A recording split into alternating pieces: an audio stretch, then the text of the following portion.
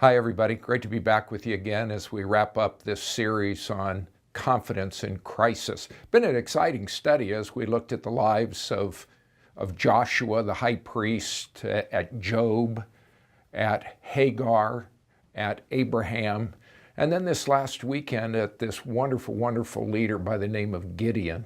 And you have all kinds of questions that Pastor Scott has drawn up in relation to the main principle that we learned as a result of Gideon's life, that God's powerful presence is what brings us peace, really in the midst of our darkest moments.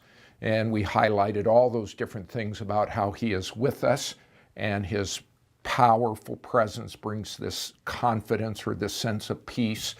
Remember, in the midst of our frustrations, in the midst of our personal inadequacies, in the midst of our overwhelming sense of confusion, even in the midst of our guilty conscience. So we know that God is with us, and it's His powerful presence that really transforms everything, and it brings us peace or confidence no matter what crisis that we're going through.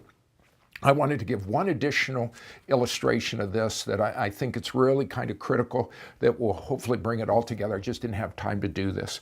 I think most of you know that I enjoy fishing at a variety of different times. I've had the privilege to go up to Alaska and do a little bit of fishing up there.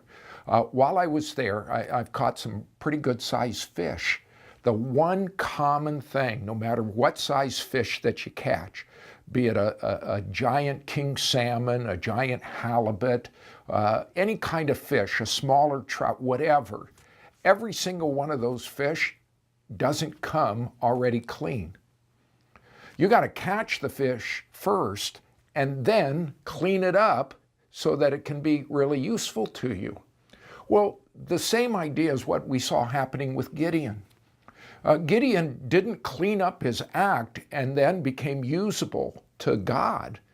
God caught Gideon in the midst of his darkest moment and transformed Gideon by His presence. If you remember, it was that continual message, I will be with you.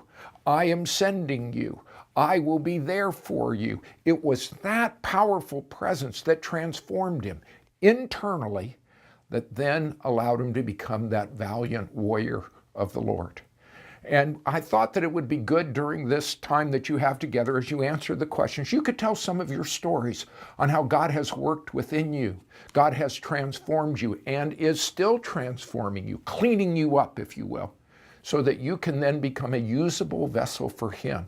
And it's this kind of encouragement, this kind of transparency that allows us to support and encourage each other, especially if we're in the midst of a dark moment. So enjoy your time together. I'm just so thrilled that you're championing this biblical value of connecting, because this is what God intends for all of our lives. He never intended for any of us to go through this life alone. So enjoy your time together, and I'll look forward to being back with you next week, Lord willing. Enjoy your time.